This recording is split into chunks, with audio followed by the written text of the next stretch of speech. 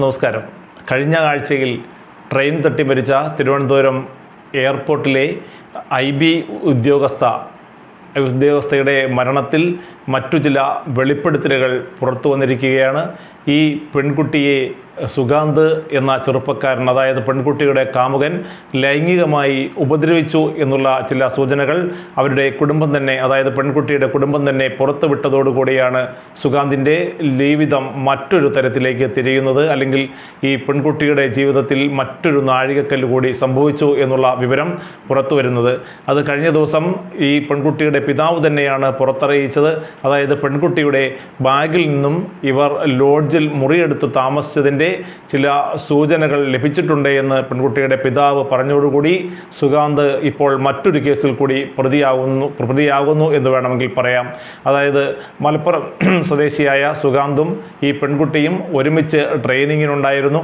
അങ്ങനെ ട്രെയിനിങ് സമയത്ത് കണ്ട പരിചയമാണ് ഇവരുടെ സൗഹൃദത്തിലേക്ക് പിന്നീട് പ്രണയത്തിലേക്ക് വളർന്നത്. എന്നാൽ ഈ സുഗാന്ത് എന്ന ചെറുപ്പക്കാരൻ ഈ പെൺകുട്ടിയെ കണ്ടത് മറ്റൊരു രൂപത്തിലായിരുന്നു എന്നുള്ളതാണ് ഇപ്പോൾ പുറത്തു വരുന്ന വിവരം. പെൺകുട്ടിയെ വഞ്ചിക്കുക എന്ന ലാക്കോട് കൂടിയാണ് ഈ സുഗാന്ത് ഈ പെൺകുട്ടിയെ പരിചയപ്പെടുന്നതും അടുക്കുന്നതും.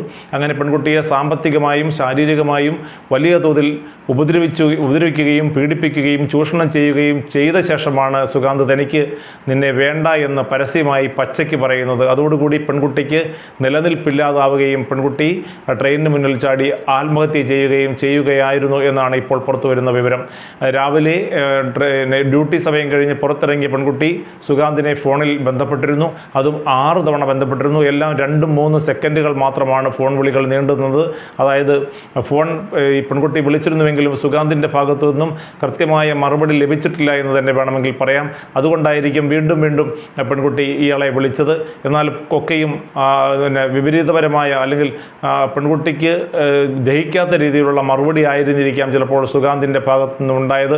അതുകൊണ്ടായിരിക്കാം തനിക്ക് ഇനി മറ്റൊരു ജീവിതമില്ല, തനിക്ക് ആത്മഹത്യയിലേക്ക് അഭയം പ്രാപിക്കേണ്ടി വരുമെന്ന് ചിന്തിക്കുകയും ട്രെയിനിന് മുന്നിലേക്ക് ചാടി ഈ പെൺകുട്ടി ആത്മഹത്യ ചെയ്യുകയും ചെയ്തത്. എന്തായാലും ഒരു അച്ഛനെയും അമ്മയെയും തീരാ ദുഃഖത്തിലേക്ക് വിട്ട്, അതായത് ഇത്രയും നാളും ഒരു ചില്ലി പൈസ പോലും അനാവശ്യമായി ചെലവാക്കാത്ത പെൺകുട്ടിയാണ് ഈ ആത്മഹത്യ ചെയ്തത് എന്ന് പെൺകുട്ടിയുടെ മാതാപിതാക്കൾ ആണയിട്ട് പറയുന്നു. അതായത് സഞ്ചയിക പോലെയുള്ള സമ്പാദ്യ പദ്ധതികളിൽ കുടുക്കയിൽ നിക്ഷേപിക്കുന്നത് ഉൾപ്പെടെയുള്ള സമ്പാദ്യശീലം വളർത്തിക്കൊണ്ടുവന്ന പെൺകുട്ടിയാണ് വളരെ പെട്ടെന്ന് തന്നെ മറ്റൊരു ആളുടെ അടിമയായി മാറുകയും അങ്ങനെ സാമ്പത്തികവും ലൈംഗികവുമായ ചൂഷണത്തിന് വിധേയയാകുകയും ചെയ്തത് എന്ന് വ്യക്തമായും ഈ കുടുംബം പറയുന്നുണ്ട്. അതായത് തങ്ങളിനി 1 ഇഞ്ച് പോലും പിന്നോട്ട് പോകില്ല എന്നും കേസുമായി മുന്നോട്ട് തന്നെ പോകുമെന്നുമാണ് നിരാലംബരായ ഈ മാതാപിതാക്കൾ ആണയിട്ട് പറയുന്നത്.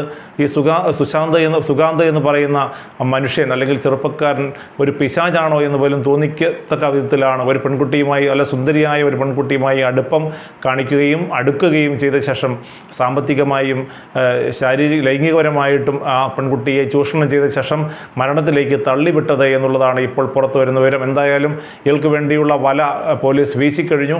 ഈ ചെറുപ്പക്കാരനും കുടുംബവും മലപ്പുറത്തെ അയാളുടെ വീട്ടിൽ നിന്നും ഇപ്പോൾ അപ്രത്യക്ഷമായിരിക്കുകയാണ്. വീട് പൂട്ടി ആണ് പുറത്തു പോയത് എന്നാണ് അയൽക്കാർ പറയുന്നത്. അയൽക്കാർക്കാർക്കും ഒരു ബന്ധവും ഈ കുടുംബവുമായി ഇല്ല എന്നുള്ള വിവരങ്ങളും പുറത്തു വരുന്നു. മറ്റുള്ളവരുമായിട്ടൊന്നും നല്ല രീതിയിലുള്ള ബന്ധം സ്ഥാപിക്കുന്ന ഒരു കുടുംബമായിരുന്നില്ല ഇവരുടേത്. എന്നാൽ സാമ്പത്തികപരമായി വലിയ ഉന്നമനമുള്ള, സാമ്പത്തികമായി നല്ല ഉയർച്ചയുള്ള ഒരു കുടുംബത്തിലെ അംഗമാണ് സുശാന്ത് എന്നുള്ള റിപ്പോർട്ടുകളും പുറത്തു വരുന്നുണ്ട്. പിന്നെ എന്തിനാണ് ഇയാൾ ഈ ഒരു പെൺകുട്ടിയെ, കാണാൻ അതിസുന്ദരിയായ നല്ല ഉദ്യോഗമുള്ള ഒരു പെൺകുട്ടിയെ പ്രണയത്തിൻ്റെ വലയിൽപ്പെടുത്തി ഇങ്ങനെ ലൈംഗികമായിട്ടും സാമ്പത്തികപരമായിട്ടും ചൂഷണം ചെയ്യുകയും പിന്നീട് മരണത്തിലേക്ക് വലിച്ചെറിയുകയും ചെയ്തത് എന്നത് ഇനി പോലീസിനെ കണ്ടെത്തേണ്ടി വരും. കാരണം അത് അയാളെ കണ്ടുപിടിച്ച് അയാളെ അറസ്റ്റ് ചെയ്ത് കൂടുതൽ ചോദ്യം ചെയ്താൽ മാത്രമേ എന്താണ് സംഭവിച്ചത് എന്നുള്ളതും ഈ വാട്സാപ്പിലൂടെ എന്താണ് സന്ദേശങ്ങൾ നൽകിയത്, ഫോണിൽ എന്താണ് വിവരം നൽകിയത്, എന്തുകൊണ്ടാണ് പെൺകുട്ടി ആത്മഹത്യ ചെയ്തത് എന്നതിനെക്കുറിച്ചൊക്കെയുള്ള കൃത്യമായ വിവരങ്ങൾ അറിയാൻ കഴിയൂ എന്നുമാണ് ഇപ്പോൾ പോലീസ് വ്യക്തമാക്കുന്നത്.